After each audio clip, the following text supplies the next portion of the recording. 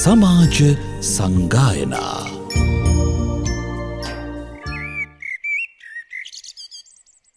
समन्ता चक्रवालेषु अत्रा गच्छन्तु देवता सद्धम्मं मुनिराजस् सुनन्तु सग्गमोक्खदं धम्मස්සවන कालो अयं भदन्ता धम्मස්සවන कालो अयं भदन्ता ධම්මස්සවන කාලෝ අයං භදන්තා නමෝ තස්ස භගවතෝ අරහතෝ සම්මා සම්බුද්දස්ස නමෝ තස්ස භගවතෝ අරහතෝ සම්මා සම්බුද්දස්ස නමෝ තස්ස භගවතෝ අරහතෝ සම්මා සම්බුද්දස්ස ශ්‍රද්ධා සම්පන්න කාරුණික පින්තුනි හැම කෙනෙක්ම උතුම් සද්ධර්ම ශ්‍රවණයට සූදානම් වන මොහොත ලෝතර සම්මා සම්බුදු පියාණන් වහන්සේ නමක් ලෝකයට පහළ වුණු ඒ උත්තරීතරම කාල පරිච්ඡේදයක් සිහිපත් කරන්නට සූදානම් වන උතුම් කාලවකවානුවක අපි කවුරුත් ඉන්නේ. බුද්ධෝත්පාද කාලයක් ලෝකේ තාම දුර්ලභයි. ඒ දුර්ලභ බුද්ධෝත්පාද කාලය අපිට අද ලැබිලා තියෙනවා. ඒ බුදුරජාණන් වහන්සේ නමකගේ දුර්ලභ බව නිසාම බෝධිසත්වයන් වහන්සේ මේ ලොව ඉපදුණු දවස බෝධිසත්වයන් වහන්සේ සම්මා සම්බුද්ධත්වය අවබෝධ කරගත් දවස සම්මා සම්බුදුරජාණන් වහන්සේ පරිනිර්වාණයට පත් වූ දවස මේ සම්බුදු තෙමගුල සිහිපත් කරන කාල පරිච්ඡේදයක් මාසයක් මේ කාල පරිච්ඡේදය තුළ අපේ රටේ පවත්නා තත්ත්වයක් එක්ක වෙනදාට වඩා අපේ පින්තුන්ට බොහොම කල්පනාකාරීව ඒ වගේම ආමිෂය තුළින් ප්‍රතිපත්තියට පිවිසෙමින් ප්‍රතිපත්තියට මූලිකත්වය දෙමින් කාලය ගත කරන්නට වන වටිනා කාලයක් හැටියටයි අප මේ කාලය දකින්නේ. විශේෂයෙන්ම අපි දැක්කා පසුගිය කාලයන් තුළ වෙසක් උත්සවය වාණිජකරණයට නතු වෙනවා. ඉතින් මේ කාල පරිච්ඡේදය ඉතාමත් හොඳ අවස්ථාවක් ඒ වැරදුණු තැන් නැවත නිවැරදි කරගන්නට බුදුරජාණන් වහන්සේ නමක් මේ ලෝකෙට මහ ශාන්තියක් උරුම කළ උත්තමයන් වහන්සේ නමක් බුදුරජාණන් වහන්සේ නමක් මේ ලෝකෙට දේශනා කළ වටිනා ධර්මයක් තිබුණා. කෝනුහාසෝ කිමානන්දෝ නිච්ඡං පජ්ජලතේ සති අන්ධකාරේන ඕනද්දා පදීපංන ගවෙස්සත කියලා ඇහුවේ. කෝනුහාසෝ කිමානන්දෝ කවරනම් හාස්‍යක්ද සිනහවක්ද කිමානන්දෝ කවරනම් සතුටක්ද නිච්ඡං පජ්ජලතේ සති හැම මොහොතකම ඇවිලලා තියෙනකොට අන්ධකාරේන ඕනද්දා අන්ධකාරයෙන් ආවරණය වෙලා ඉන්නකොට පදීපංන ගවෙස්සත ආලෝකයක් පහනක් හොයන්නේ නැද්ද කියලා බුදුරජාණන් වහන්සේ ප්‍රශ්න කළේ. එහෙම ශාසනයක අපි බුදුරජාණන් වහන්සේ සිහිපත් කරන කාලයක ප්‍රමාද වෙනවා නම් තව දුරටත් ලෝකයේ තුල hina වෙමින් සතුටු වෙමින් උත්සව සමරනවා නම් ඒක නොයුතු දෙයක්. ඒ නිසා අපි මේ කාලය ගත කළ යුතු වෙන්නේ භාග්‍යතුන් වහන්සේ දේශනා කළ උතුම් ප්‍රතිපත්තියට අනුකූලව. ආමිෂ පූජාවන් නරක නැහැ. ආමිෂ පූජාවන් වටිනවා. ඒක තමන්ට කරගන්න දෙයක්. ප්‍රතිපත්ති පූජාව අපි බුදුරජාණන් වහන්සේට කරන උත්තරීතර පූජාවක්. ඒ නිසා ඔබ ප්‍රතිපත්ති පූජාවටයි මූලිකත්වයේ දිය යුත්තේ. ඉතින් මේ ප්‍රතිපත්ති පූජාවට මූලිකත්වයේ දිය යුතු කාලයක් බුද්ධෝත්පාද කාලය තවත් වසරකින් ඉක්මලා ගිහිල්ලා. අපි අප්‍රමාදී වෙන්නට ඕනේ. හැම කාලෙම ඉන්න මෙතෙන්ට ආපු අය නෙමෙයි අපි. මේ ටික කාලයකට විතරයි. මෙතනින් පස්සේ ආයේ කවදා මේ අවස්ථාව ලැබෙයිද කියලා කියන්න පුළුවන් කමක් නැත්තේ. මිනිස්සෙක් හැටියට ඉපදුනත් හිතන්නකෝ පින්නතුනේ මිත්‍යා දෘෂ්ටික කුලයක ඉපදුනොත් වෙනත් රටක ඉපදුනොත් ඒ වගේම ධර්මය අහන්නේ නැති විදිහේ අසත්පුරුෂ සේවනයක් ලැබුණොත් ඒ කිසිම තැනකදී අපිට ආපහු පිහිට පිළිසරණක් නැහැනේ. වැරදිලාවත් තිරසංගත සතෙක් වෙලාවත් ඉපදුනොත් ඒ කිසිම තැනකදී අපිට සැනසෙන්න පුළුවන් තැනක් අපිට ලැබෙන්නේ නැහැනේ. නිරන්තරයෙන්ම දුකෙන් වෙහෙසෙන් විඩාවටපත් වෙලා බයෙන් තැති ගැනීමෙන් යුක්තව වාසය කරන මේ සතුන්ට කුසල ධර්මයන් ගැන කවරනම් හැඟීමක්ද? හිත නිවා ගන්නවා කියන එක කොහොමදවත් කරන්න පුළුවන් කමක් නැහැ. ඒ නිසා අපි අප්‍රමාදී වෙන්නට ඕනේ. ලැබුණු අවස්ථාවේ උපරිම ඵල ප්‍රයෝජන ලබා ගන්නට ඕනේ. ඔබ ඒ නිසාම මේ ලද අවස්ථාවේ ඔබේ ජීවිතය ඊටමත් පරිපූර්ණ දෙයක් බවට පත් කරගන්නට ඔබේ ජීවිතයේ තියෙන සියලු අඩුපාඩු සකස් කරගෙන ඉදිරියට යන්නට ඔබේ ජීවිතයේ පුළුවන් විදිහට සකස් කරගන්නට ඔබ උත්සාහවත් වන්නට අවශ්‍යයි. අදිෂ්ඨාන ඇති කරගන්නට අවශ්‍යයි. ඒක තමයි ඔබට බුදුරජාණන් වහන්සේ වෙනුවෙන් කළ හැකි දේ. ධර්මය අවබෝධ කිරීමමයි බුදුරජාණන් වහන්සේට කරන වන්දනාව. ධර්මය අවබෝධ කිරීමමයි බුදුරජාණන් වහන්සේට කරන ගෞරව කිරීම. ධර්මය අවබෝධ කිරීමමයි බුදුරජාණන් වහන්සේට කරන සත්කාරය. ඒහා සමාන වන ගරු කිරීමක්, ඒහා සමාන වෙන වන්දනා කිරීමක්, ඒහා සමානව සිදුවෙන වෙන අපචායනයක් නැති තරම්. එනිසා ඔබ ධර්මය අවබෝධ කරගෙන බුදුරජාණන් වහන්සේව දකින්න. ඒකට ඔබේ ජීවිතය ගැනයි ඔබ අවබෝධ කරගත යුත්තේ. ඔබ ජීවිතෙන් පැනලා ගිහිල්ලා වෙනම දෙයක් පිළි අරගෙන මේක මෙහෙමමයි නොඅඤ්ඤතා වෙනස් විදිහකට වෙන්නේ නැහැ කියලා හිතාගෙන ජීවත් වෙන එකක් නෙමෙයි බුදුදහම කියලා කියන්නේ. Taman ජීවත් වෙන තැන තියෙන යථාර්ථයේ තේරුම් ගැනීම. තත්වෝ පරිදි ලබා ගන්න අවබෝධය තමයි බුදුරජාණන් වහන්සේ සෑම තැනකදීම අපට දේශනා කළේ. යථාර්ථය අවබෝධ කරනකොට වැරදි විදිහට ගොඩනගාගත්ත ලෝකේ දැක්ම අපෙන් ඉවත් වෙලා යනවා. ඒකයි සාමාන්‍යයෙන් සිද්ධ වෙන්නේ. ඒ නිසා අපි වැරදි විදිහට ගොඩනගාගත්ත තැන් දුර වෙන විදිහට අපේ ප්‍රඥාව, අපේ නුවණ අපි පැවැත්විය යුතුයි. ඒ සඳහා ඔබ අප්‍රමාදීව කටයුතු කළ යුතු වෙනවා. අපි මේ අප්‍රමාදීව කටයුතු කරන මාවත පිළිබඳව කතා කරනකොට අපි කතා කළා ගිරිමානන්ද සූත්‍රය ආශ්‍රය කරගෙන දහම් කරුණු සමූහයක්. එහිදී අනිච්ච සංඥාව පිළිබඳව අපි ටිකක් වඩාත් සාකච්ඡා කළා. අනිච්ච සංඥාව සාකච්ඡා කරලා අනාත්ම සංඥාවත් අපි කතා කළා. එතකොට මේ අනාත්ම සංඥාව පිළිබඳව අපි කතා කිරීමේදී ප්‍රධාන වශයෙන්ම අපිට එතනදී තේරුම් ගන්නට තියෙනවා මොනවද මේ අනාත්මයයි කියන්නේ කියන එක පිළිබඳව අපි හඳුනාගත්ත ආත්මයක් නැති බව නෙමෙයි අනාත්මය කියන්නේ.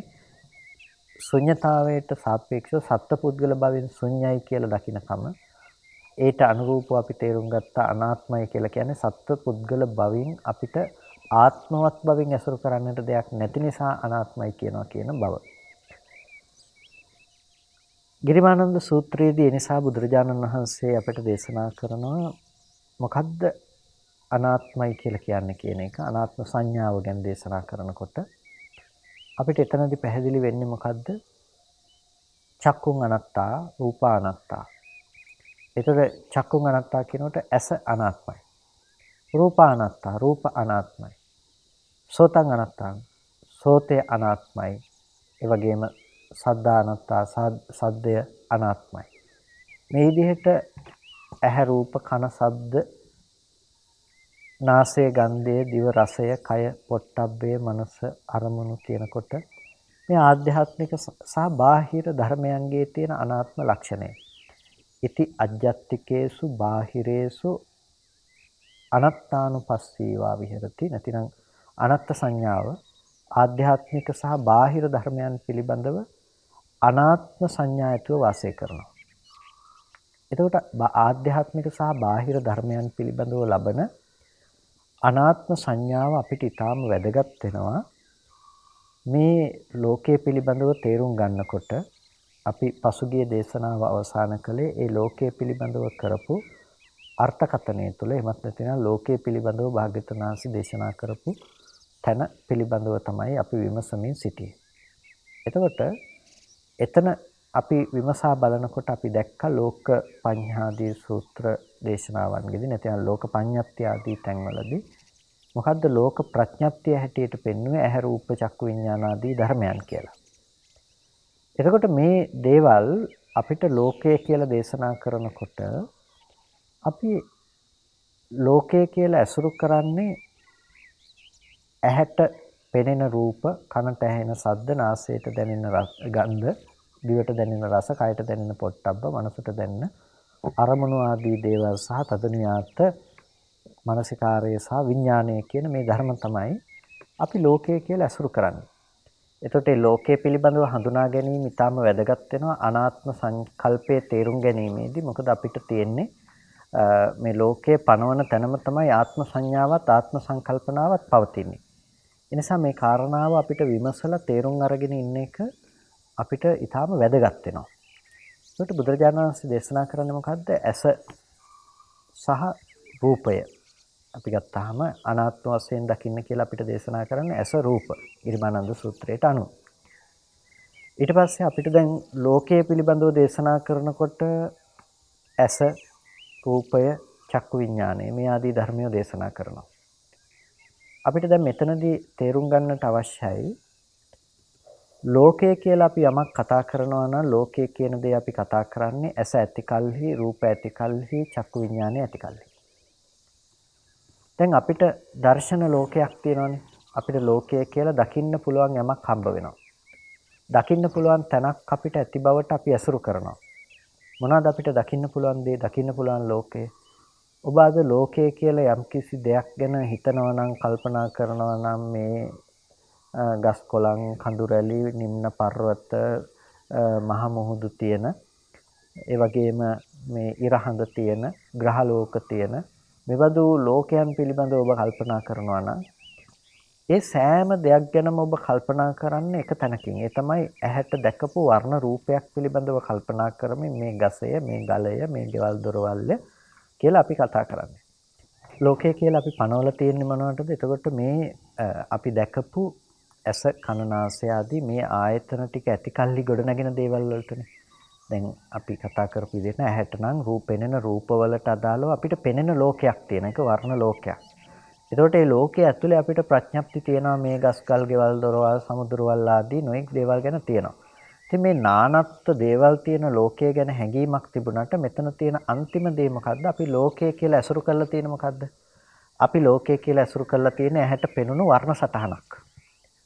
ඒ වර්ණ සටහන නිකන් දැනගන්න පුළුවන් කමක් තිබුණේ නැහැ. වර්ණ සටහන ගෝචර කරගන්න විදිහේ ප්‍රසාද රූපයක් අපිට තිබුණා. ඒ ප්‍රසාද රූපයේ විදිහට තමයි අපි ලෝකයේ පිළිබඳව තීරණය කළේ. එහෙමනේ. අපේ ප්‍රසාදයේ වෙනස් වුණොත් ඔබට පේන ලෝකය වෙනස් වෙලා තියෙනවනේ. ප්‍රසාදයේ වෙනස් වුණොත් පෙනෙන ලෝකය වෙනස් වෙනවා. රූපය වෙනස් වෙනවා. ඒක නෙතන තියෙන ඇත්ත කතාව. දැන් මීමැස්සෙක් වගේ සතෙකුට ගත්තොත් එයාට පේනවා අර ඒ මීවදේ තියෙන අර කවුළුව වගේ හැඩයට එයාට ලෝකය පේනවා කියනවා. එතකොට ඒ වගේ ප්‍රසාදයකට ලෝකය පේන්නේ යාගේ ලෝකයේ ඒ විදිහේ ලෝකයක්. එතකොට මේ පැත්තේ ලෝකයේ මේ විදිහේ ලෝකයක්. තව තිරසංගත සතෙකුට වෙනස් වෙනවා. වර්ණන්දතාවයේ තියෙන කෙනෙකුට වෙනස් වෙනවා. නිරයික සත්වයකට වෙනස් වෙනවා. සමහර වෙලාවට දැඩි කර්මයේ වෙනස් වීම මත වුණොත් එහෙම එයාට පේන දේවල් වෙනස් විදිහට පේන්න පටන් ගන්නවා. අර මිලක්කතිස්ස කතාවේදී තියෙන මිලක්කතිස්ස වැද්දා ගිහිල්ලා ඉවර වෙලා පැටව හම්බෙන්නට ඉන්න ඒ මුව දෙනක් මරාගෙන කනවා. මෙයාගේ බලවත් අකුසල් චිත්තේ සහ මේ ලෝභ සහගත සහ ද්වේෂ සහගත චිත්තේ නිසාම ඒ බලවත් අකුසලයේ නිසාම එයාට ඒක ditta ධම්ම වේදනීයවම එයාගේ ප්‍රසාද රූප වෙනස් වෙනවා. එයාගේ ප්‍රසාද රූප එතන වෙනස් වෙනකොට මොකද වෙන්නේ? එයාට මහ පිපාසාවක් දැනෙනවා. ඒ මහා පිපාසය දැනුණාම ඒක සංසිඳව ගන්න කියලා ගියාට වතුර පේන්නේ නෑ යාට. විහාරයට ගිහිල්ලා පැන් කලවල වතුර පුරවලා තියෙනකොට පැන් කලවල පුරවා තිබෙන වතුර ඔහුට පේන්නේ නෑ. ඔක්කොම හිස් වගේ පේනයි. ප්‍රසාද රූප වෙනස් වුණා. ප්‍රසාද රූප ටික වෙනස් වුණා. එතකොට වෙනස් වෙනකොට ලෝකෙ වෙනස් විදිහට පේනවා. ඒ නිසා අපිට කියන්න පුළුවන් කමක් නැහැ Tamanට පේන විදිහට තමයි ලෝකෙ හැමෝටම ඔක්කොම පේන්නේ කියලා. අපි ලෝකය හඳුනාගෙන තියෙන්නේ ප්‍රසාදේ පෙන්වන්නේ යම් විදිහකටද ප්‍රසාදේ ගෝචර කරගන්න වර්ණ සටහන් ගෝචර කරගන්න යම් විදිහකටද ඒ විදිහට අපි ලෝකය දැකලා තියෙනවා. එතකොට අපිට පේනවා අපි ලෝකය කියලා අසුරු කරන තැන වර්ණ සටහනත් උපකාර වෙලා තියෙනවා. ඇහත් උපකාර වෙලා තියෙනවා. ওই දෙකට විතරකුත් පුළුවන් කමක් නැහැ. එතන හිතත් යොමු වෙලා තියෙනවා. එතකොට අන්න ওই ටික තියෙනවා නම් ඔය ටික තියෙනවා නම් මේක ඊටාම වැදගත්. ඔය ටික තියෙනවා නම් කියලා කිව්වේ දැන් ඔය ටික අපිට නැති වුණ බවට නොපෙනී අපිට තියෙනවා නම් ඔය දැකපු රූපේ ඔය එළියේ තියෙන දේ හැටියට අපිට නිමිති ඉතුරු කරලා තියෙනවා නම් මොකද වෙන්නේ? එළියේ තියෙනවා කියලා ඒ නිමිති ඉතුරු කරලා තියෙනකොට පින්නතුනේ අපිට පුළුවන් ඒ දේ ගැන ආයෙ සිහිපත් කරන්න. දැන් ඔබ උතනට වෙලා කල්පනා කරනවානේ මුළු ලෝකයක් තියෙනවා කියලා ලෝකය ගැන කල්පනා කරනවානේ. ඒයි. ඒ අර දැකපු දේවල් ගැන දැන් නිමිති ඔබ ඉතුරු කරලා තියෙන නිසා ඔබ කල්පනා කරනවා එහෙම දේවල් ලෝකේ තිබුණ දේවල්. ඔබට පේන්නේ නැහැ ඒක රූපේ වර්ණ රූපේ සහ ඇස අතර ඇතුණු ගනුදෙනුව සහ හිත යොමු වීම නිසා මේ මොහොතට ඉපදුණු දෙයක් හැටියට ඒක පේන්නේ අපි හිතනවා ලෝකෙ මේ හැමදේම තියනවා කියලා. සංඥාවක්ම ඇසුරු කරනවා තියනවා කියලා ගන්න. හැබැයි අපි හිතනවා භෞතිකව මේ දේවල් තියෙන නිසායි අපි මේ කල්පනා කරන්න කියලා. එතකොට එහෙම කල්පනා කරනකොට ඔන්න අපිට එතන තියෙන ලෝකය කියලා පණවන්න දේවල් හම්බ වෙනවා. ඔතන ප්‍රධානම ප්‍රශ්නේ තියෙන ලෝකය කියලා ඔය එළියේ තියෙන නිමිති තියෙනකම විතරක් නෙමෙයි. ඔය නිමිති තියෙන ලෝකයේ අසුරු කරන පුද්ගලයාත් මේ පැත්තේ ජීවත් වෙන එක. ඉතින් ওই විදිහටම අපි අහනවා ලෝකය ගැන ඔබට අහලා ශබ්ද ලෝකයක් ඔබට තියෙනවා. ශබ්ද ගොඩාක් තියෙන ලෝකයක් තියෙනවා. හැබැයි අපි දන්නේ නැහැ කන ශබ්ද මේවා එකට හටගත්ත දේවල් මේ පිළිබඳව හිත යොමු වෙලයි මේක පවතින්නේ කියන එක ගැන අපි දන්නේ නැහැ. නාසයේ ගන්ධය සහ මේ දෙක එකතු වුණ තැනක හිත යොමු වෙලයි මේක දැනගත්තේ කියන එක දන්නේ නැහැ. දිව රස ජීවහා විඥානයේ යොමු වුණ තැනකයි මේක දැනගත්තේ කියන එක දන්නේ නැහැ. දැන් ලෝකය කියන දේ ඇති වෙලා තියෙන පින්නතුනේ මෙන්න මේ ටික එකතු වෙන තැනදී විතරයි. ලෝකය කියන දේ හටගෙන තියෙනවා මේ ටික එකතු වෙච්ච තැනදී. හැබැයි ඒක එතනම නැති වෙලා තියෙනවා. මේ හේතු ටික නැති වෙනකොට හැබැයි අපිට නැති වුණ බව නොදන්නා නිසා ලෝකෙ නිමිති තියෙනවා. ඒ දේවල් පිළිබඳව නිමිති තියෙනවා. දැන් ඔබට හිතන්න පුළුවන් තොරතෝංචයක් නැතුව ඔබ දැකපු දේවල්, ඔබ අහපු දේවල්, ඔබ විඳපු දේවල් මේ ඕන දෙයක් ගැන දැන් ඔබට කල්පනා කර කර ඉන්න පුළුවන්කම තියෙනවා. දැන් මේ දේවල් ගැන ඔබ කල්පනා කර කර ඉන්නකොට ඒ දේවල් පස්සේ ඔබ මානසිකව පන්නගෙන යනකොට ඔන්න ලෝකයේ තුල ඔබට මහා අතෘප්තිකර බවක් ගොඩනගෙනවා. දැන් උතන තියෙන ප්‍රධානම ගැටලුව තමයි ওই විදිහට ඔබට ලෝකයේ තියෙනකොට ඔය ලෝකේ ජීවත් වෙන සත්වය පුද්ගලයෝ හම්බ වෙන එක. දැන් පොඩි කාලේ ඉඳලා ඔබ දැකපු ලෝකය ගැන ඔබ කල්පනා කරලා බැලුවොත් ඒ ලෝකයේ විඳපු ඒ ලෝකයේ දැකපු පුද්ගලයක් මේ ඉන්නවනේ. මේ ඉන්න කෙනානේ අනාගතයට ජීවත් වෙන්නේ. මේ ඉන්න කෙනානේ මරණයටපත් වෙන්නේ. ඒ වගේම ඔබ බාහිර ඔය දකින්න රූපවත් වෙච්ච ආත්මවල තියනවා නම් රූප ඇසුරු කරගත්ත ආත්ම පොඩි කාලේ ඉඳලා ඔය වැඩිලා එවනේ නැති වෙලා තව තැන් වලට යන්නේ කියලා ඔබ හිතනවා. මේ හැමදේම මේක පැවතිලා තියෙන මොකක් මතද? මේක පැවතිලා තියෙන මෙන්න මේ ධර්මතා ටික මත මේ ලෝකය කියලා පවතින ඇසුරු කරන නිමිති ටික ඇතිකල්හි ඔබට ආත්ම දෘෂ්ටිය කියන දේ ඇති වෙලා තියෙනවා. මේක ගොඩනගන්නේ වෙන තැන් ටිකක නෙමෙයි. ආත්ම දෘෂ්ටිය ගොඩනගන්නේ තැන් 6ක. ඒ තැන් 6 තමයි ඇස කන නාසය දිව ශරීරය මනස කියලා කියන්නේ. ඒ තැන් 6ට නිකම්මෝක ගොඩනගන්නේ නැහැ. ඒ තැන් 6ට ගොඩනගෙන්නට අවශ්‍ය පසුබිමක් තියෙනවා. ඒක තමයි ඇහැට රූපයක් ඇති වෙනවා කනට සද්දයක් ඇහෙනවා වගේ තැන් ටික. ඒ නිසා තමයි ආධ්‍යාත්මික ආයතන ටිකත් බාහිර ආයතන ටිකත් කියලා කියන්නේ. විඥාණයෙන් ඔන්න ඔය ආධ්‍යාත්මික ආයතන ටිකත් බාහිර ආයතන ටිකත් ඇසුරු කරනවා නම් ඒ පැත්තේ තියනවා කියලා ඔබට නිමිති ගෙනල්ලා දෙනවා නම් ඒ තියෙන දේ විඳින පුද්ගලයා හම්බ වෙනවම තමයි. ආත්මවත් ලෙස ඔබට ඒ පුද්ගලයා ඇසුරු කරන්න පුළුවන්කම තියෙනවා. දැන් මෙතන ගැටලුව තියෙනවා තැන් දෙකක. එකක් තමයි වෙමි කියලා හැඟීමක් තියෙනවා ලෝකේ අපිට. ඒකට අපි කියන්නේ අත්තානුදිට්ඨිය නෙමෙයි. ඒකට අපි කියන්නේ වෙමි කියන හැඟීම. වෙමි කියන හැඟීම කියන තැනින් නතර නොවි අපිට මේකේ පැවැත්මක් හම්බුනොත් එහෙම. වෙමි කියන හැඟීමෙන් නතර නොවි අපිට පැවැත්මක් හම්බුනොත් පැවැත්මක් හම්බෙනවා කියලා කිව්වේ. දැන් අපිට වෙමි කියන හැඟීම අපි ඉස්සෙල්ලා තේරුම් ගමුකෝ ටිකක්. සරල ලෙසම අපි ආපස්සට ගිහිල්ලා කතා කළොත්. දැන් යම් රූපයක් අපට ඇහැට පේනකොට ඇහැට රූපයක් පෙනෙන තැනක රූපය කියලා අපි නැවත එළිය පැත්තට යොමු වෙනකොට මේක දකින්න මම මේ පැත්තේ ඉන්නවා කියලා අපිට හම්බ වෙනවානේ. දැන් ඇහැට යම් වර්ණ සටහනක් ඇවිල්ලා ඇහැට පතිත වෙනවා. වර්ණ සටහන ඇහැට පතිත වෙනකොට චක්කු ප්‍රසාදයේ ස්වභාවය තමයි කණ්ණාඩිය වගේ උපවත් භවයේ ස්වභාවය තමයි මෙහෙන් එන වර්ණ සටහන උපවත් භව එහි පතිත වෙන බව ප්‍රසාදයේ මත පතිත වෙනවා. ඔකනේ සිද්ධ වෙන්නේ ඇහැ රූප දෙක අතර. ඇස සහ රූපය අතර සිද්ධ වෙන්නේ ওই කාරණාව. ඇහැ පැත්තේ තියෙන උපවත් බවක් මෙහි තියෙන වර්ණ රූපයේ ගිහිල්ලා අර තියෙන උපය මත පතිත වෙනවා. හරියට කණ්ණාඩියකට ඡායාව වැටෙනවා වගේ ප්‍රතිබිම්බය වැටෙනවා වගේ. එළියේ තියෙන රූපයේ ප්‍රතිබිම්බය පතිත වෙනවා ඇසට. ඒකට අපි කියනවා චක්කු ප්‍රසාදය කියලා. එතකොට අන්නේ චක්කු ප්‍රසාදයට ඇවිල්ලා මේක වැදුනට පස්සේ අපි රූපය ආපාතාගමයට ආවා කියනවා, ගැටුණා කියනවා, වැදුණා කියන එක විදිහට කියනවා. එතකොට මේක රූපයට මෙන්න මේ මෙතනට ඇහැට ආවට පස්සේ ඊට පස්සේ තමයි එතනදී අපිට හිතින් ඒ ඇස පිළිබඳව නැතිනම් ඇස පිළිබඳව හටගන්න සිත, ඇසෙහි හටගන්න සිත අපි ඒකට කියනවා චක්කු විඥාන සිත කියලා. අර ඇහැටපත් තුන රූපය ප්‍රතිබිම්බයේ පිළිබඳව දැනගන්න පුළුවන්කම තිබුණේ. එළියේ බාහිර ඇහැට ආපු නැති වර්ණ රූපය ගැන නෙමෙයි මේ දැනගත්තේ. මේ දැනගත්තේ ඇහැට පැමිණියා වූ වර්ණ සටහන ගැන, පහළ වූ ප්‍රතිබිම්බයටපත් වූ වර්ණ සටහන ගැනයි මේ දැනගන්නේ. එතකොට ප්‍රතිබිම්බයටපත් වූ ඇහැට වැදුණු, ඇහැට පතිත වුණ වර්ණ සටහන කියලා කියන්නේ එළියේ තියෙන එක නෙමෙයි, ඒක ඇහැටපත් වුණ, ඇහැට පෙනුණු වර්ණ රූපය කියන එක. ඇහැට පෙනුණු ඒ වර්ණ රූපය මේ මොහොතේ ඇස ඇති කල්හි පේන්නේ. ඇස නැත්තම් වර්ණ සටහන පනවන්න පුළුවන් කමක් නැහැ. වර්ණ සටහන නැත්තම් ඇහැ තියනවා කියලා පනවන්න පුළුවන් කමකුත් නැහැ. ඇහැ පේන්නේ වර්ණ සටහන තිබුණොත්, වර්ණ සටහන තියෙන්නේ ඇහැ තිබුණොත්. මේ දෙක එකිනෙකාට උපකාර දෙයක්. ඇහැ නැතුව කොයි වෙලාවකවත් වර්ණ සටහන තියනවා කියලා පනවන්න පුළුවන් කමක් නැහැ. ඇයි බැරි? ඇහැ නැතුව කොහොමද වර්ණ රූප කොච්චර තිබුණත් කෙනෙක් දැනගන්න තැනට එන්නේ? එයාට වර්ණ ලෝකයේ හිස්නේ. දැන් ಜಾති අන්ධ කෙනෙකුට එයාගේ ලෝකේ වර්ණ ලෝකයේ හිස් එයාට. එයාට රතු පාට මේකයි සුදු පාට මේකයි කිව්වට හරියන්නේ නැහැ. එයාගේ වර්ණ ලෝකයේ එයාගේ වර්ණයේ හිස්. එයාගේ වර්ණ ලෝකයේ හිස්. එතකොට අන්න ඒ වගේ තමයි පින්නතුනේ අපිට මේ වර්ණ ලෝකයේ කියන දේ හම්බෙන තැන අපිට හොඳට දකින්න වෙනවා.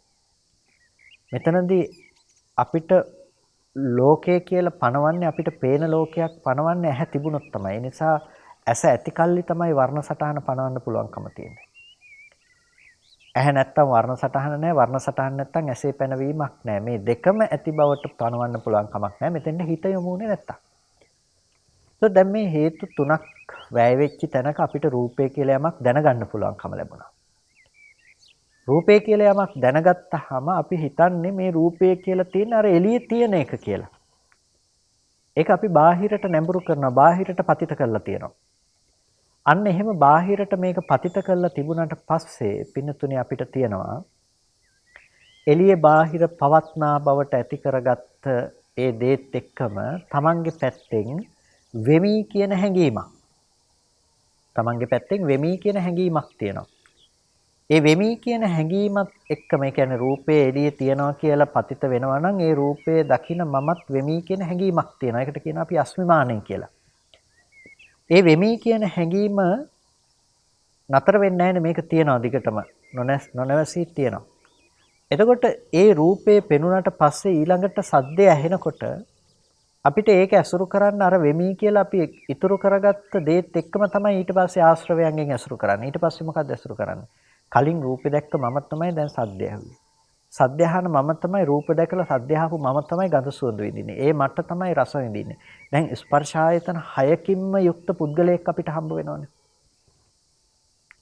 එතකොට මේ ස්පර්ශ ආයතන 6ෙම බැසගත්ත පුද්ගල බවක් අපිට හම්බ වෙනකොට මේ ස්පර්ශ ආයතන 6ෙම නැඹුරු කරගත්ත දේවල් අපිට හම්බ වෙනකොට, ඒ පැතිවලින් ලෝකය හම්බ වෙනකොට අන්නේ විඳින්න අපිට නිර්මාණය වෙලා.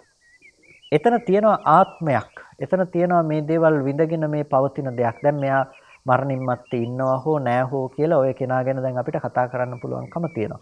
අන්න ඒකට තමයි රූපං අත්තතෝ සමනුපස්සති ආදී ලෙස අපි පසුගිය දේශනාව තුළ සතිය දේශනාවේදී අපි කතා කළේ. අත්තානුදිට්ඨිය උපදිනවා කියලා. දැන් මෙන්න මේ ආත්ම දෘෂ්ටිය අපිට පැවතුනේ කුමක් ඇති කල්හිද? මේ ලෝකය හිස් නොවි පවතින කල්හි. ලෝකයේ ශුන්්‍යත නොවන කල්හි, ලෝකයේ සත්පුද්ගල භවෙන් හිස් නොවන කල්හි, වෙමි කියලා අපිට හමු වන කල්හි සත්පුද්ගල භාවයකින් ආත්ම දෘෂ්ටියට ඉඩකඩක් ලබා දුන්නා අපිට. ඒ නිසා අපි ආත්ම දෘෂ්ටිය නැවත නැවත ඇසුරු කරනවා. දැන් ආත්ම දෘෂ්ටිය දුරු කරන්නට අවශ්‍ය නම් අපි කොයිතැනද දුරු කළ යුතු වෙන්නේ? අපිට පුළුවන් කමක් නැහැ ඔය ලෝකයේ ඔය සංඥාවන් තමන් ජීවත් වෙන තැන් ටික ඒ විදිහටම තියනකොට ඔය ටිකෙන් ඔය ආත්මයි කියලා හිතන කොටස විතරක් ගලවලා අයින් කරන්න පුළුවන් කමක් නැහැ. ලෝකයේ අසුරු වෙන තැන් ටික තියෙනවා නම් ඒ තැන් ටික තියෙනකොට ආත්මයි කියලා හිතෙන ගතිය විතරක් අයින් කරන්න පුළුවන් කමක් නැත්තේ. ඒ ගතිය අපිට අයින් කරනවා නම් අර ඒක පිහිටපු තැනත් එක්කම අයින් කරලා දාන්න ඕනේ. යම් තැනක නම් ඒක පිහිටි ඒ පිහිටපු තැනත් එක්කම අයින් කරලා දාන්නට ඕනේ. ඒක තමයි ඒකේ තියරිය. ඒක තමයි ඒකේ ක්‍රමය. ලෝකයේ යම් විදිහකින් ඒක තියෙනවා නම් ඒ තියෙන තැනක් ගැන අපිට මෙතනදී කතා කරන්නට පුළුවන් කමක් නැත්තේ නෑ. ලෝකයේ යම් මට්ටමකින් පවතින දේවල් ගැන අපි කතා කරනවා නම් ඒ දේවල් ගැන ඉඳලා නෙමෙයි මේක කතා කරන්න පුළුවන්කම තියෙන්නේ. මෙතනදී කතා කරන්නේ අපි නැවත ලෝකය කියලා දෙයක් පනවන්න බැරි තැනටපත් වෙනකොට තමයි ලෝකයේ පිළිබඳව කෙනෙකුට ආත්ම දෘෂ්ටියක් තිබුණා නම් ඒ ආත්ම දෘෂ්ටිය පනවන්න තැනක් නැති වෙන්නේ. එනිසා අපිට මෙතනදී හොඳ සිහියකින් හොඳ නුවණකින් යමක් තේරුම් ගන්න තියෙනවා. ආත්ම දෘෂ්ටිය දුරු කර ගැනීම පිළිබඳව අනාත්ම සංකල්පය පිළිබඳව අපිට බුදුරජාණන් වහන්සේ කරන දේශනාවේදී අපි අවධානය යොමු කරලා බැලුවොත් අපිට පෙන්වන්නේ මෙන්න මේ ධර්ම ඇහැ රූප චක්කු විඥානාදී මේ ධර්ම අනාත්මයි කියලා පෙන්වන හැටි. ඒක අනාත්මයි කියලා පෙන්වන්නේ අපි අනිත්‍ය තුල කතා කළා යම් හේතු කාරණා රාශියක් මේවා හේතු නිසා සකස් වෙන ධර්ම කියලා. හේතු නැති වෙනකොට නැති වෙන ධර්ම කියලා. අන්න ඒ කතා කරපු දර්ශනයේ මේ හේතුයි පින්නතුනේ ඒ ටිකම උපකාර කරගෙන තමයි අපිට මෙතනදී දකින්න තියෙන යමක්. අපිට මෙතනදී අනාත්ම වෙන්න හේතුව පිළිබඳව අපිට කතා කරන්නේ මේ විදිහට. එනිසා බුදුරජාණන් වහන්සේ අපිට මෙතනදී පෙන්නනවා රූපය පිළිබඳව සත්වයාට වශයක් ලැබෙන්නේ නැහැ. ඒක තම වශයේහි පැවැත්විය හැක්කක් නෙමෙයි රූපය පිළිබඳව කියලා කියනකොට ඇහැ තම වශයේහි පවත්වන්නට පුළුවන් කමක් තියෙන දෙයක් නෙමෙයි. ඒක සතර මහා ධාතුව පිළිබඳව වූ උපාදාය රූපයක් විතරයි ප්‍රසාදය කියලා කියන්නේ. ඒක ඕජාව වෙනස් වෙනකොට ආහාරයෙන් උපන් රූපේ වෙනස් වෙනකොට ආහාර රූපේ වෙනස් වෙන විදිහට ප්‍රසාද රූපේ වෙනස් වෙලා තියෙනවා.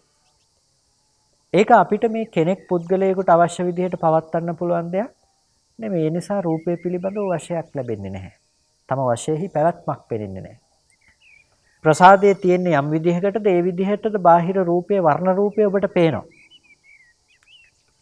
ඔබේ ප්‍රසාදයේ තියෙන මේ මට්ටමේ වෙනකොට ඔබට පුළුවන් කමක් නැත්තේ නෑ දිව්‍ය ලෝක මට්ටමේ දේවල් දකින්න. ඔබට පුළුවන් මේ මට්ටමේ තියෙන දේවල් ගෝචර කර ගැනීම විතරයි. එතකොට අපිට මේකේ අපිට අවශ්‍ය විදිහට මේ රූපේ පවත්වා ගන්න පුළුවන් කමක් නැත්තේ නෑ කියලා කියන ඒ නිසා. ප්‍රසාදයේ කර්මය නිසා යම් විදිහකටද හැදිලා තියෙන්නේ. ප්‍රසාදයේ ආහාරය නිසා යම් විදිහකටද හැදිලා තියෙන්නේ. ඒ විදිහටම තමයි රූපයත් පෙනිලා තියෙන්නේ. ඒ නිසා රූපයත් කර්මය නිසා හටගත්ත දෙයක්, රූපයත් ආහාර නිසා හටගත්ත දෙයක් කියලා කියනවා.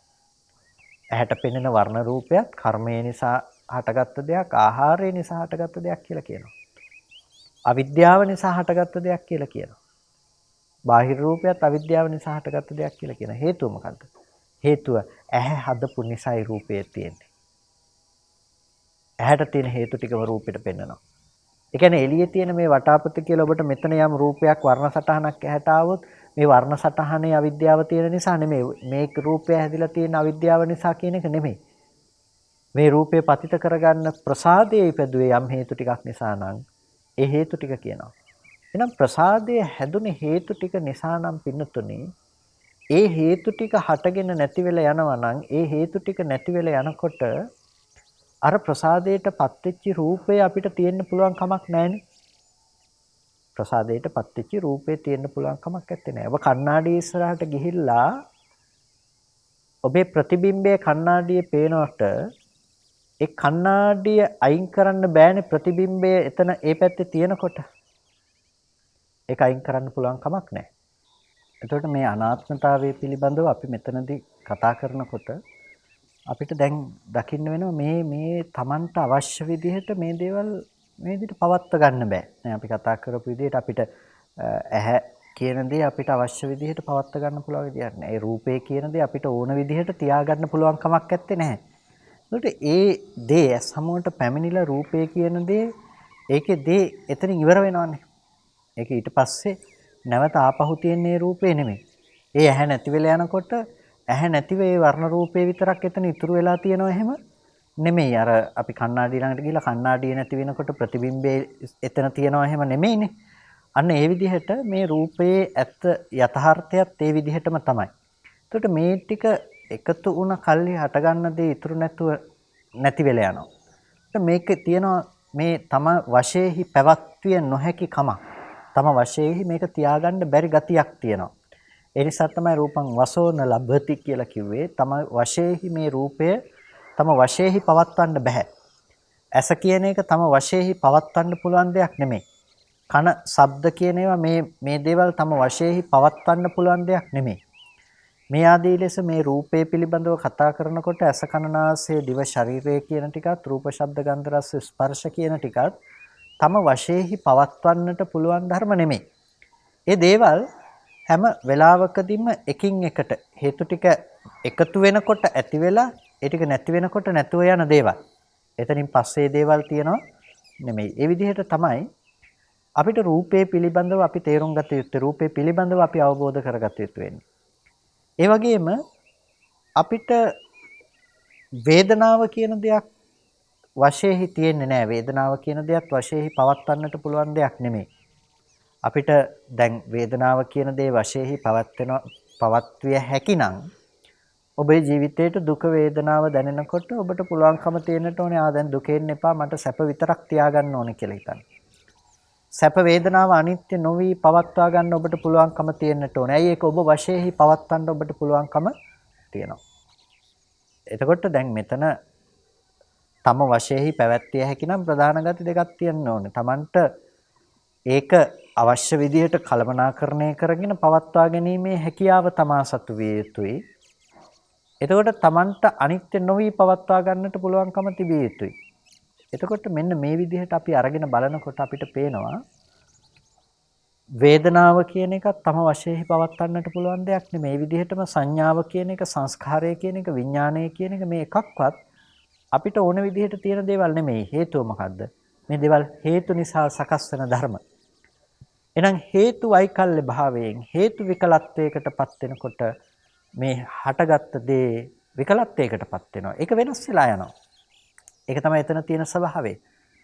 එතකොට මෙන්න මේ ලක්ෂණය නිසා තමයි පින්නතුනේ බුදුරජාණන් වහන්සේ අපිට අනාත්මයි කියන දේ පිළිබඳව පැහැදිලි කළේ. අනාත්මයි කියලා දර්ශනයක් අපිට පෙන්වා දුන්නේ.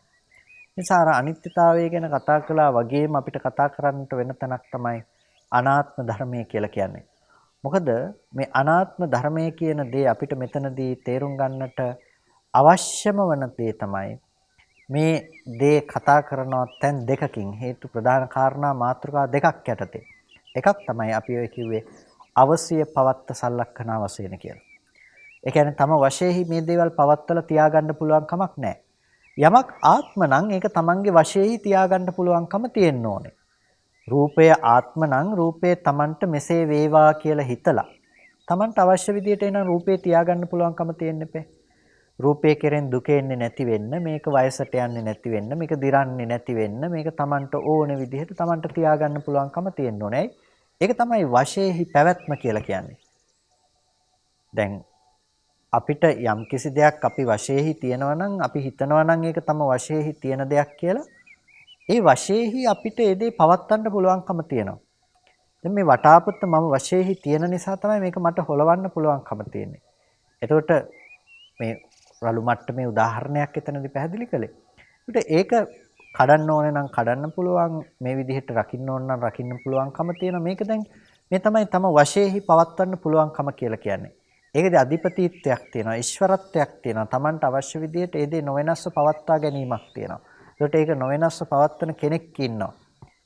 එතකොට මෙන්න මේ දේ අපිට ලෝකේ රූප ශබ්ද ගන්ධ රස ස්පර්ශ කියන ධර්ම අපිට අවශ්‍ය පවත්තයි. තම වශයෙන්හි පවත්වන්නට පුළුවන් කමක් නැත්තේ නෑ. උදාහරණයක් එක්ක පටලව ගන්නට එපා. අපිට බෑනේ මේ අපි ආයතන පැත්තෙන් කතා කරනකොට Tamanට අවශ්‍ය විදියට ස්පර්ශය හෝ Tamanට අවශ්‍ය විදියට වර්ණ සටහන පටලව ගන්න. ඒ නිසා එකත් එතනට අයිති. නමුත් ස්වභාවයක් විදිහට මේ ධර්මතාවයන් අපට පුළුවන් කමක් නැහැ තම වශයෙන්හි පවත්වා ගන්නට. ඒ ස්වභාවය තමයි හටගත් ධර්මය ඉතුරු නැතිව යන ස්වභාවය. හටගත් ධර්මය ඉතිරි නැතුව යන ස්වභාවය. ඒක තමයි එතන තියෙන ලක්ෂණයේ බවට පත් වෙලා තියෙන්නේ. අනාත්මයි කියලා කියන්නේ අන්නේ ලක්ෂණය නිසා. තම වශයෙන්හි මේක පවත්වන්නට පුළුවන් කමක් නැත්තේ නෑ. එතකොට තම වශයෙන්හි පවත්වා ගන්නට පුළුවන් කමක් නෑ වගේම මේකේ යෙදෙනවා තවත් කාරණාවක්. ඒ තමයි තුච්ඡ සංඛාර සමනුපස්සනා වශයෙන් කියලා කියන්නේ. සංස්කාරයන්ගේ ඇති පහත් ලක්ෂණේ පහත් ස්වභාවය පිළිබඳව කල්පනා කරලා බැලුවොත් සංස්කාරයන්ගේ ඇති පහත් බව සංස්කාරයන්ගේ ඇති හිස් බව පිළිබඳව කල්පනා කරලා බැලුවොත් ඒ තුලත් අනාත්මයක් අපිට ප්‍රත්‍යක්ෂ කරන්නට පුළුවන්කම තියෙනවා. පින්නතුනේ මේ සංස්කාරයන්ගේ කිසිම සාරයක් නැහැනේ. ඒ කියන්නේ මේකේ තියෙන අසාරක ස්වභාවයක්. ඒ නිසා තමයි මේ දේවල් හිස් දේවල් කියලා කියන්නේ. ඒ කියන්නේ හරසුන් බවක්. අපි අහලා තියෙන වචනයක් අසාර කට්ඨේන අනත්තා කියලා. අනාත්මයි කියලා කියන්නේ අසාරක අර්ථයෙන් කියලා. එතකොට අසාරකයි කියලා කියන්නේ මොකද්ද? අත්තසාර සාරේන අසාරෝ. මේක ආත්මසාර වශයෙන් අසාරයි. නිච්චසාර සාරේන අසාරෝ. නිත්‍යසාර වශයෙන් අසාරයි. සුඛසාර සාරේන අසාරෝ. සුඛසාර වශයෙන් අසාරයි. එතකොට ආත්මසාර වශයෙන්, නිත්‍යසාර වශයෙන්, සුඛසාර වශයෙන් මේක අසාරයි. ඒ නිසාම තමයි මේක අනාත්මයි කියලා කියන්නේ. ආත්මසාර වශයෙන් කියලා කියනකොට යම් කිසි විදිහකින් මේක ආත්ම හෝ ආත්මනීය ගතියක් තිබුණා නම් කවදාවත් මේක අසාර වෙන්නේ නැහැ. ඇයි ඒ දේ Tamanට ඕන විදිහට ඒ පදනම මත ඉතුරු ඔක්කොම ගොඩනගන්න පුළුවන්කම තියෙනවා. ඒ නිසා මේකෙන් ඒකලේශ මාත්‍රයක්වත් ආත්මසාර බවක් ඇත්තේ නැහැ. ප්‍රත්‍යභාවයෙන් නම් හටගන්නේ ප්‍රත්‍ය නැති වෙනකොට නැති වෙනවා නම් ඒ ප්‍රත්‍ය සමவாயෙන් උපන් කිසිම දෙයක ආත්මසාරය කියන එකෙන් අංශු මාත්‍රයක්වත් ඇත්තේ නැහැ. ඒ නිසා අත්තසාර සාරේන අසාරෝ. ආත්මසාර වශයෙන් ඒ දේවල් අසාරයි. ආත්මසාර වශයෙන් ඒ දේවල් අසාරයි. ඒකේ ආත්ම භාවයක් දකින්න පුළුවන් කමක් නැහැ. තම වශයෙන්හි පවත්වන ආත්ම භාව සංඛ්‍යාත දේවල් ඇහෙත් නැහැ, රූපේත් නැහැ, කනෙත් නැහැ, සද්දේත් නැහැ. මේක ආයතනකවත් දකින්න පුළුවන් කමක් නැත්තේ නැහැ. රූපේ නැහැ, වේදනාවේ නැහැ, සංඥාවේ, සංස්කාරේ, විඥානයේ නැහැ. ඒක තමයි අත්තසාර සාරේන අසාරෝ කියලා කිව්වේ. මේක ආත්මසාර වශයෙන් අසාරයි මේ දේවල්. යමක් ආත්මසාර වශයෙන් අසාරයි නම් ඒ ආත්මසාර වශයෙන් අසාර දෙයට තමයි අනාත්මයි කියලා කියන්නේ. ඒ වගේම නිත්‍යසාර සාරේන අසාරෝ. අංශු මාත්‍ර දෙයක්වත් මේකේ නිත්‍ය දෙයක් ඇත්තේ නැහැ. මේක ඇතුලේ නිට්ටයයි කියලා යමක් පනවන්න පුළුවන් නම් රූප ඇතුලේ යම් රූපයක් නිට්ටය වූ රූප තියෙනවා නම් වෙනතුනි ලෝකේ යම් මේ ධර්මයේ මේ මාර්ග භ්‍රමචර්යාව ලෝකේ කවදාවත් विद्यमान වෙන්නේ නැහැ. ලෝකේ රූපය කියන දේ නිට්ටයව තියෙනවා නම් නිට්ටයව දකින්න පුළුවන් නම් මේ ලෝකේ කවදාවත් බුදුරජාණන් වහන්සේ දේශනා කරපු මේ ධර්මයේ विद्यमान වෙන්නේ නැහැ. රූපය අනිත්‍යයි. රූපය අනිත්‍ය නිසා තමයි බුදුරජාණන් වහන්සේ දේශනා කළ මේ ධර්මයේ विद्यमान වෙන්නේ. ඒ රූපයේහි අනිත්‍යතාවයක් තියෙනවා. ඒ අනිත්‍යතාවය නිසා අපිට මේකේ මේ ධර්මයේ विद्यमान වෙන්නේ. මේ ලෝකේ නිට්ටය වූ කිසිම රූපයක් පනවන්නට මේ කාටවත් පුළුවන් කමක් නැත්තේ. දෙවියන්, මරුන්, බ්‍රහ්මයන්, ශ්‍රමණක්, බ්‍රාහ්මණයන් සහිත සමස්ත සත්ත්ව ප්‍රජාවටම කෙනෙක් කියනවා නම් ඇවිල්ලා මම ලෝකේ නිට්ටය වූ රූපයක් පෙන්නනවා කියලා නිට්ටය වූ රූපයක් පනවන්න පුළුවන් කිසිම කෙනෙක් නැහැ. ඒකට හේතුව තමයි රූපය අනිත්‍යයි. රූපය අනිත්‍යයි කියපු දේ ඔබට මම හිතනවා නැවත නැවත අපි පැහැදිලි කළ යුතු වෙන්නේ නැහැ. මේ ආයතන ටිකේ තියෙන අනිත්‍ය ලක්ෂණය ගැන අපි කතා කළ නිසා. ඒතකොට මේ දේවල් හටගෙන ඉතුරු නැති වෙනවා නම් මේ ස්කන්ධ ටික නැති වෙනවා නම් ස්කන්ධ ටිකෙන් පරිබාහිරව දේවල් කතා කරන්නේ නැහැනේ අපි. ආයතනයන්ගෙන් පරිබාහිරව ලෝක ගැන කතා කරන්නේ නැහැ අපි. ඒකට හේතුව තමයි ආයතන ගෝචර ලෝක විතරයි අපිට කතා කරන්න පුළුවන්කම තියෙන්නේ. ඒකෙන් කියන්නේ එළියේ තියනවද නැද්ද කියලා ඊට පස්සේ කල්පනා කරන්න යන්න එපා. මොකද ඒක අදාළ නැහැ. එළියේ තියනවා කියලා ඔබ හිතනවා නම් ඒක හුදු පරිකල්පනයක් විතරයි. එළියේ නැහැ කියලා ඔබ හිතනවා නම් ඒකත් ඔබේ හුදු මඤ්ඤණාවක් විතරයි. ඒ නිසා එළියේ තියනවද නැද්ද කියන කතාව මෙතනට අදාළ ඌවක් නොවේ. ඒක අට්ඨානයක්. ස්ථානයක් නෙමෙයි. අස්ථානයක් ඒක. අස්ථානයේහි සැක පහල කිරීම. අස්ථානයේහි ප්‍රශ්න ඉපදවීමේ දේවල්. ඇයි? Tamanට ගෝචර වෙන දෙයට එහාට ගිහිල්ලා කල්පනා කරනවා. Tamanට ගෝචර වෙන සීමාවට වඩා එතනින් එහාට දෙයක් ගෝචර වෙන්නේ නැහැ. අපි Tamanට ගෝචර වුණ රූපය ගැන මිසක කතා කරන්නේ අපිට හත්වෙනි ආයතනයකින් අපිට ආපු දෙයක් ගැන අපි කතා කරන්නේ නැහනේ. අපි කතා කරන්නේ මේ ආයතන 6ට ගෝචර වෙච්ච බාහිර අරමුණු ගැන විතරයි. එහෙම නැතුව වෙනත් දේවල් ගැන නෙමෙයි.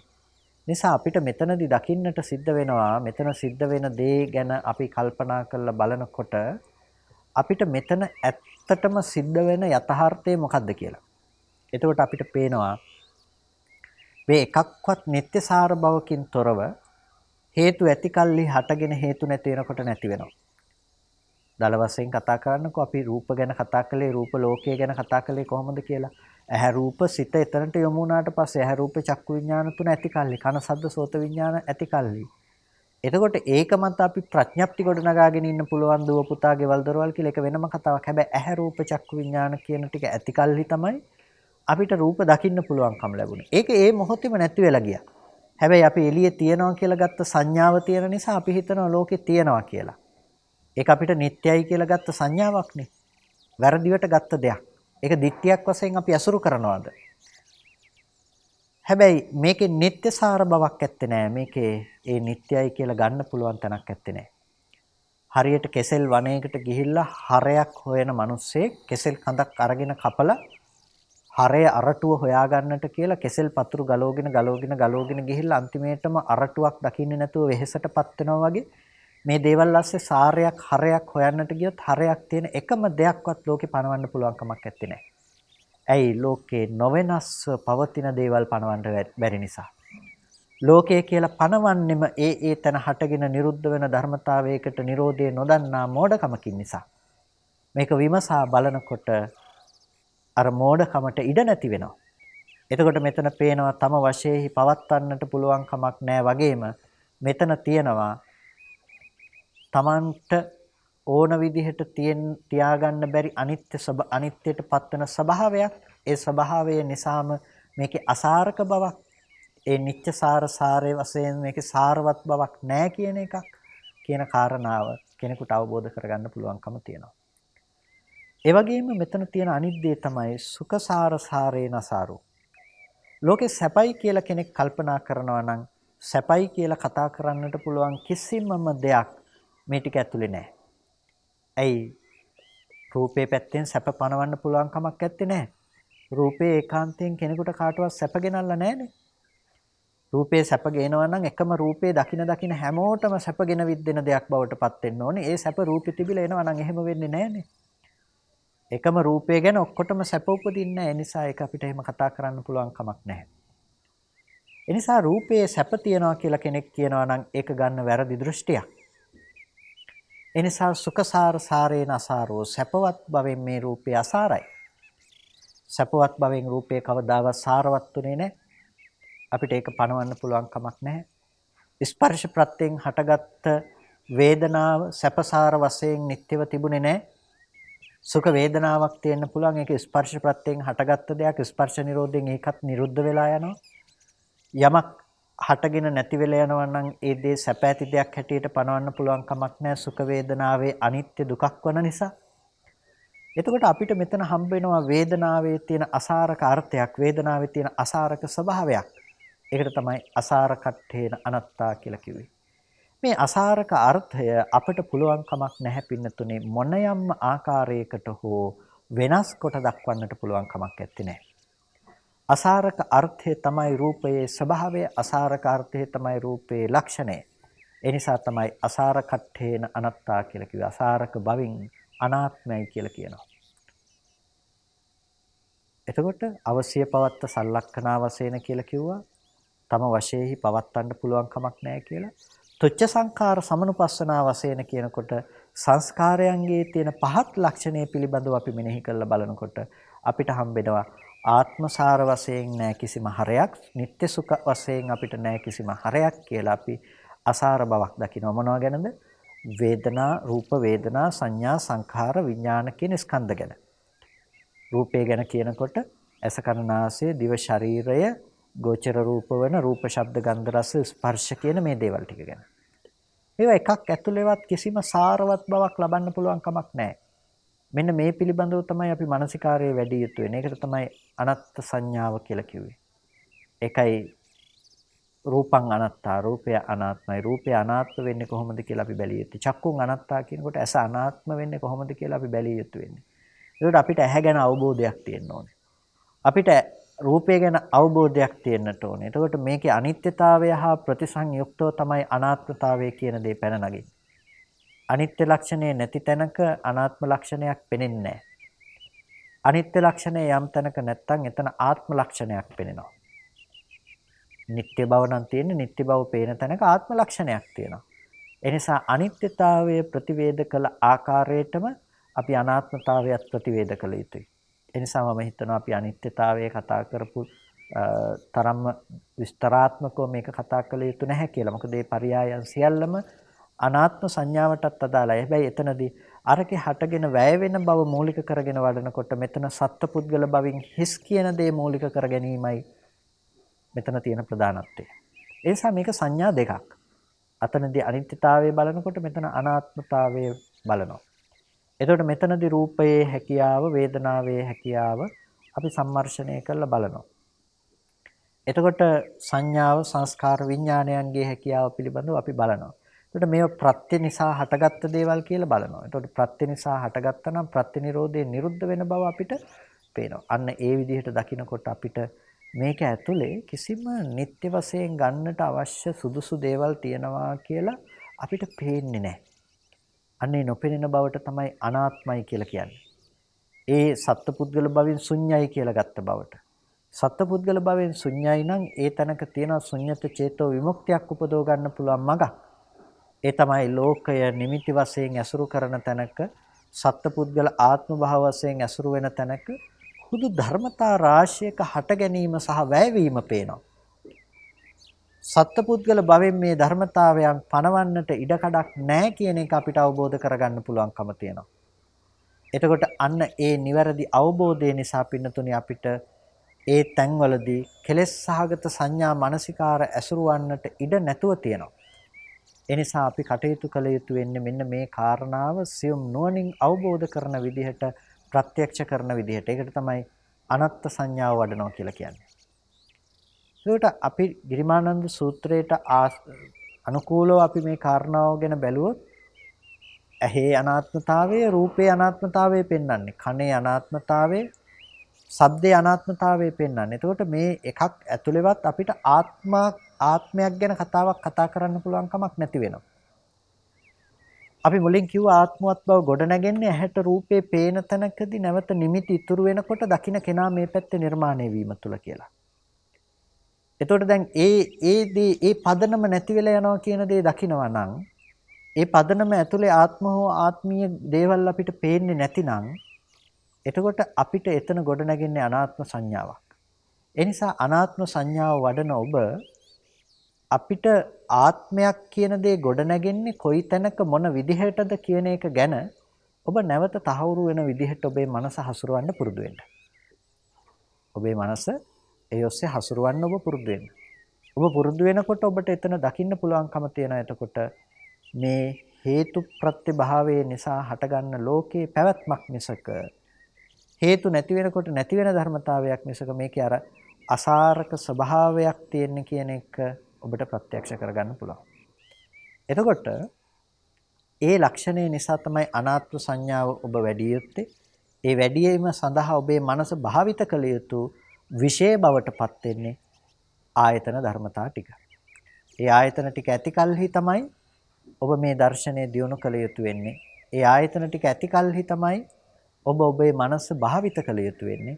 එහෙම නැතුව වෙනත් තැනක ඉඳලා නෙමෙයි. ආයතන ටික ඇති කලෙහි කියලා කිව්වේ මේ ආයතන ටික පිළිබඳව නුවණ පවත්වමිනුයි ඔබ අනාත්ම සංඥාව භාවිත කළ යුත්තේ කියලා කිව්වේ. මොකද ආත්ම සංඥාව ඉපදිලා තියෙන්නේ අපිට මේ දේවල් තුල නිසා. ආත්ම සංකල්පනාවක් පැවතිලා තියෙන්නේ මේ දේවල් තුල නිසා. එතකොට මේ අනාත්මයි කියනකොට ඒ ආත්මයක් වශයෙන් නොදකින තැනට ඔබ ඔබේ මනස පත් කරගත යුතු වෙනවා. එතකොට ආත්මයක් නැහැ කියන එක නෙමෙයි ආත්ම වශයෙන් පවත්වන්නට තැනක් නැති වෙන මට්ටමට. මේකේ නැති කරලා තියෙන ආත්මයි කියලා හිතන කම නෙමෙයි ආත්මයි කියලා හිතෙන්න භූමිය නැති කරලා තියෙනවා. ඒ කියන්නේ දැන් රූපය ගැන ඇහැ ගැන නම් ඔබට ආත්මයක් කියන අදහස ඇවිල්ලා තියෙන මේ ටික තියෙන තැනක නම් දැන් ඇහි Nirodhe දකින්නකොට රූපේ Nirodhe දකින්නකොට ඒකේ අනිත්‍යතාවය ආදී අසාරවත් ස්වභාවයන් පිළිබඳව ඔබ මානසිකාරය කරනකොට ඒ තුල ඔබට පෙළලා තියෙන එහෙනම් මේ ඇහැ රූප ආදී දේවල් ඇසුරු කරගෙන එහෙනම් පුද්ගලයෙක් ජීවත් වෙන්න විදිහක් නැහැ නේ කියලා. ඒ කියන්නේ දැන් අපි හැම වෙලාවකදීම මේ ටික එකට ප්‍රතිබද්ධයිනේ ඇහැට රූපේ පේනකොට මෙතන හටගන්න විඥානයත් එක්ක මේකට පතිත වෙන්න දේවල් තිබුණොත් තමයි මාව පනවන්න තැනක් තියෙන්නේ. ඒ කියන්නේ මේක හරියට අර අපි මීට කලින් මතක් කළා ලේසර් ආලෝකයක් වගේ කියලා. දැන් ලේසර් එළිය අපිට පේන්නේ ආලෝකයේ ගිහිල්ලා තව තැනකට වැදුනහම තමයි අපිට ඒක පේන්නේ. හැබැයි අපිට දැන් තව තැනකට වැදුනහම මේක පේන තැනදී දැන් වදින්න තැනක් නැත්තම් මේක අපිට පේන්නේ නැහනේ. අන්න ඒ වගේ දැන් මේකෙ සිද්ධ කරන්නේ මේක වදින්න තැනක් නැති වෙන එක. එතකොට අරක නොපෙනීමට යනවා නිකම්ම අනුත්පාදයට යනවා. එතකොට මේ ආත්ම සංඥාව පවත්වන්නට තැනක් අපිට ලැබෙන්නේ නැහැ. හරියට අර ලේසර් ආලෝකයේ පතිත වෙන්න තැනක් නැති කලා වගේ. දැන් අපිට ආත්ම සංඥාව පෙනුනේ හැම වෙලාවකදීම ඇහැ රූප ඇතිකල්ලි තමයි තමන්ව පෙනුනේ. කන ශබ්ද ඇතිකල්ලි තමයි ආත්මයක් පෙනුනේ. නාසය ගන්ධය ඇතිකල්ලි තමයි ආත්ම පෙනුනේ. හැබැයි මේ එකක්වත් පනවන්න තැනක් නැති වෙනකොට මේ ධර්මයන්ගේ Nirodhe ප්‍රත්‍යක්ෂ කළා නම් මේ හැම එකකම අනාත්ම බව අපිට මනසට ප්‍රකට කරලා දීලා නම් ආත්ම භාව වශයෙන් මෙතන පනවන්න දෙයක් නැහැ. මේක ආත්ම භාව වශයෙන් හිස් දෙයක් හැටියට කෙනෙකුට වටහා ගන්නට පුළුවන්කම තියෙනවා. අන්න ඒ ආත්ම භාව වශයෙන් හිස් දෙයක් හැටියට සිදු කරන වටහා ගැනීම තමයි අනත්ත් සංඥාව කියලා කියන්නේ. ඒ නිසා අනත්ත් සංඥාව අපි ජීවිතය තුළ නිරතුරු භාවිත කළ යුතු දෙයක්. අපි ප්‍රගුණ කළ යුතු දෙයක්. මොකද ආත්ම සංඥාව තුළ මේ දේවල් ඇසුරු කිරීම නිසා තමයි ජීවිතේ අපිට සත්‍ය පුද්ගලයෝ කියන දේත් එක්ක අනුයාතව ගිහිල්ලා මහ බලවත් කෙලෙස් ධර්මයන් හටගෙන තියෙන්නේ. ඒ වගේම අකුසල කර්මපතයන්ට අපි යොමු වෙලා තියෙන්නේ. සතුන් මැරීම වගේ බරපතල අකුසලයන් සිද්ධවන්නට හේතු තියෙන්නේ එබඳු ආත්ම සංකල්පනාවන් අපි ළඟ තියෙන නිසා. ඒ නිසා ආත්ම සංකල්පය අපි දුරු කරගත යුතු දෙයක්. ආත්ම සංකල්පය කියන දේ ඉවත් කරගන්නට නම් මේ ආයතන පිළිබඳව ඔබට හොඳට නුවණින් ප්‍රත්‍යවේක්ෂා කරලා බලන්නට සිද්ධ වෙනවා. ඒ නිසා අනාත්ම සංඥාව පිළිබඳව ඔබ නැවත නැවතත් මෙනෙහි කරන්නට ඕනේ මේ ආයතන පිරිසිඳ දකින විදිහට. හොඳයි අද දවසේදී කල්පනා කරගන්න බොහොම ශ්‍රද්ධාවෙන් යුක්තව ධර්ම ශ්‍රවණය කරගන්නට යෙදුණා. මේ සිද්ධ කරගත්ත සීල කුසල ධර්මයන් අපට අර්ථයෙන් ධර්මයෙන් අනුශාසනා කරන අපේ ධර්මාචාර්ය අවසරයි මාංකඩවල සුදස්සන ස්වාමීන් වහන්සේට අවසරයි මාංකඩවල නන්දරතන ස්වාමීන් වහන්සේට ස්වාමීන් වහන්සේලා දෙනමතම උතුම් නිවනින් සැනසීම පිණිස මේ කුසලය හේතු පාරමිතාවක්ම වේවා කියලා සාදු කියලා පින් අනුමෝදන් කරනවා.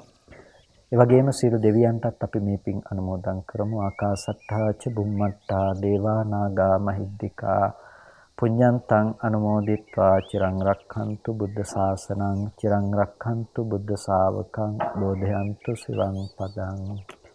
ඒ වගේම මේ සියලුම කුසලය ඔබ සියලු දෙනා නමින් මේ පරිලෝකීය සියලුම ඥාතීන්ටත් අනුමෝදන් කරමු. ඉදන්නෝ ඥාතීනං හෝතු සුඛිතා හොන්තු ඥාතයෝ ඉදන්නෝ ඥාතීනං හෝතු සුඛිතා හොන්තු ඥාතයෝ ඉදන්නෝ ඥාතීනං හෝතු සුඛිතා හොන්තු ඥාතයෝ. ඒ වගේම ධර්ම ශ්‍රවණය කළ ඔබ සියලු දෙනාටත් ඔබට මේ උතුම් ධර්ම ලාභය ලබා දීම වෙනුවෙන් කටයුතු කළ හිරු මාධ්‍ය ජාලයේ සභාපතිතුමන් ඇතුළු කාර්ය මණ්ඩලයේ සියලු දෙනාටත් අපි සෙත් ප්‍රාර්ථනා කරනවා. හැම දිනාටම නිදුක් නිරෝගී සුවපත් භව චිරජීවනයේ සලසාගෙන උතුම් නිවනින් සැනසීම පිණිස මේ කුසලය හේතු පාරමිතාවක්ම වේවා කියලා සාදු කියලා හැම දිනාම පින් අනුමෝදන් වන්න. හැම දිනාටම තෙරුවන් සරණයි. සමාජ සංගායනා